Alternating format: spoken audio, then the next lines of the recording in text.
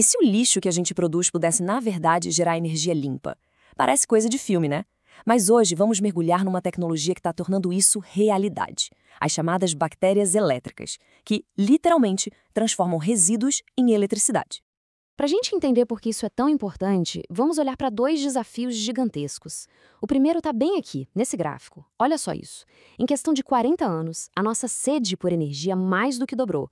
Saltou de cerca de 6 mil para mais de 13 mil milhões de toneladas equivalentes de petróleo. É um ritmo de crescimento francamente impressionante e que não se sustenta. E claro, esse consumo todo de energia leva a gente direto para o segundo problema, o acúmulo de lixo de resíduos. São dois monstros que crescem juntos e, bom, ameaçam o nosso futuro. Mas e se a gente conseguisse virar o jogo? E se a gente transformasse esses dois problemas numa única solução? Imagina se nosso lixo pudesse, de verdade, virar uma fonte de energia para o mundo. Pois é, a resposta para essa pergunta pode estar na célula de combustível microbiana, ou, para facilitar, CCM. É uma sacada genial que usa o poder da própria natureza para resolver um dos nossos maiores dilemas. Tá, mas o que é exatamente uma CCM? Pensa nela como uma espécie de sistema digestivo para o lixo.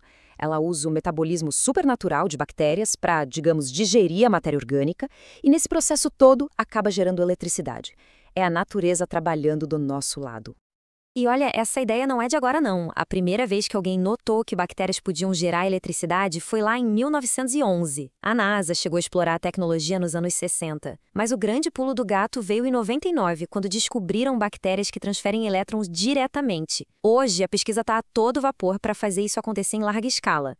Certo, mas como é que esses bichinhos minúsculos conseguem uma façanha dessas? Vamos dar uma olhada nesse motor biológico para entender como tudo isso é possível.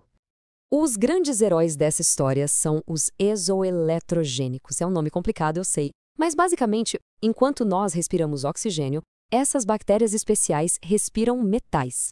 E, ao fazer isso, elas liberam elétrons. É essa habilidade única que as torna tão incríveis. Dá uma olhada nesse diagrama aqui para a gente entender como funciona. Na câmara do ânodo, as bactérias se alimentam dos resíduos, como a glicose. Ao fazer a digestão, elas liberam prótons e elétrons. E são justamente esses elétrons que vão gerar a eletricidade que a gente quer.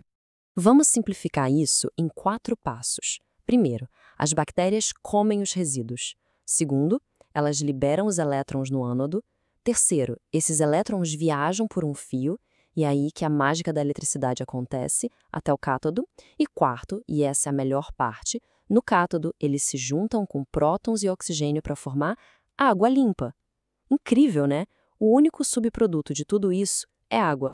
O grande quebra-cabeça era como coletar esses elétrons das bactérias.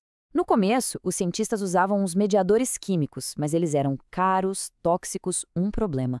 O verdadeiro avanço veio com o método não mediado, em que bactérias como a Geobacter simplesmente se conectam direto no ânodo, às vezes usando até uns nanofios. É a natureza mostrando o caminho mais simples e eficiente. Ok, a ciência por trás é fascinante, mas como é que isso se aplica no nosso dia a dia, no mundo real? Vamos ver alguns exemplos de como essa tecnologia já está sendo usada para transformar o lixo em energia de verdade. E este exemplo aqui ilustra o potencial de um jeito brilhante. Esta é uma planta piloto numa cervejaria na Austrália. Eles estão usando as CCMs para tratar a água residual deles, que é cheia de matéria orgânica, e ao mesmo tempo gerar energia. É um ciclo perfeito de sustentabilidade na indústria. A versatilidade disso também é impressionante. Isso aqui é uma CCM de sedimento. Ela pode ser simplesmente enterrada no fundo de um rio para alimentar sensores por anos, sem precisar de ninguém para trocar bateria, sem manutenção. É a solução perfeita para monitorar o ambiente em lugares de difícil acesso. E se a gente quiser ir além da eletricidade? Com um pequeno ajuste na receita, a gente pode criar uma célula de eletrólise microbiana, que produz hidrogênio, um combustível super limpo e valioso a partir dos mesmos resíduos. É mais uma maneira de aproveitar o poder dessas bactérias. E as possibilidades, olha, não param por aí. A mesmíssima tecnologia está sendo usada para limpar solos contaminados, criar biosensores que monitoram a qualidade da água e até para dessalinizar a água do mar. Isso mostra o potencial enorme das CCMs para resolver vários desafios ambientais de uma só vez. É claro que, como toda tecnologia que está começando, existem desafios pela frente. Então vamos dar uma olhada bem equilibrada no que ainda precisa ser superado. O potencial é gigantesco, mas ainda temos obstáculos. O custo para começar é alto e a densidade de potência, ou seja, a quantidade de energia que ela gera, ainda é baixa se a gente comparar com fontes tradicionais. A tecnologia ainda precisa amadurecer um pouco para se tornar viável economicamente em grande escala. Mas não vamos perder a noção do tamanho da oportunidade. Para colocar o potencial em perspectiva, pensa nisso. O lixo de um único dia de uma única fábrica de processamento de alimentos poderia gerar, teoricamente, 330 quilowatts de energia. Agora multiplica isso por milhares de fábricas pelo mundo. E isso nos deixa com uma visão de futuro muito poderosa. O objetivo final talvez não seja alimentar cidades inteiras com CCMs, mas sim criar sistemas que se bastam, que são autossuficientes.